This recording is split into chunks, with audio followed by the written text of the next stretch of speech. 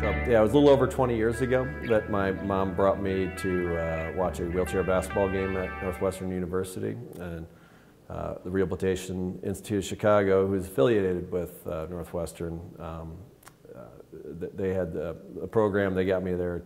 I was hopping around one leg shooting baskets, and the coach recruited me. About a year later, I came back and played again with them, and they got me trying out wheelchair sports. I played wheelchair basketball for a few years, and I'd only been playing for about a year when he told me about the opportunity to try out for the Barcelona Paralympic volleyball team.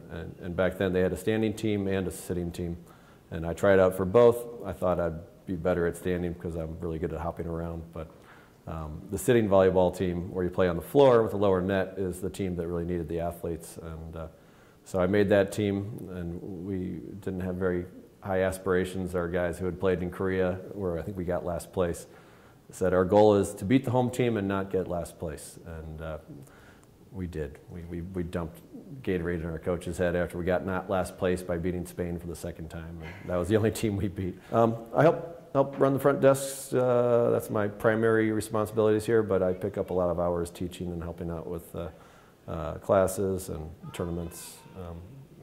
I'm a part-time employee here, so I get like 30 hours behind the desk, but I'm usually here about 45 hours a week. So.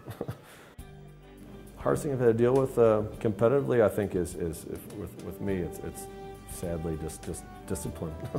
that's my biggest struggle is because I don't have like a coach who's cracking the whip and holding me accountable. I think that's the and I think every athlete, the athletes that have the discipline and the work ethic are they're going to reap the benefits of that. And I'm somebody who always played for the love of the game, and just found myself all of a sudden competing against like better and better players. And now I realize that I have to be more professional myself if I want to compete against professionals. So when I was younger, I just played for fun. I mean, I tried out for the high school and college baseball teams, but I didn't train before that. I just showed up, and I always thought of myself as like a good athlete, but not like one of the best. Or I'd be a bench warmer on the All-Stars that was my thought. But I didn't realize the only thing separating between me and the guys who I considered better athletes, better players, was that they worked harder.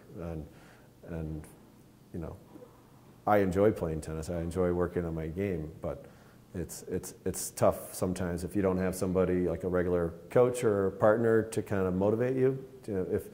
If you're the only one motivating yourself and you're not disciplined, it's easy to cut yourself too much slack, and then you fall behind. So, wheelchair sports, you can play a long time because it's the legs are the first thing to go in sports, but in wheelchair sports, that's not really an issue. So, there's guys older than me in the top 10 in the world in wheelchair tennis, and I'm 45, and I'd be happy to break the top 20 again and stay there, but. It's lots of opportunities out there if somebody wants to give the time and what it takes to excel.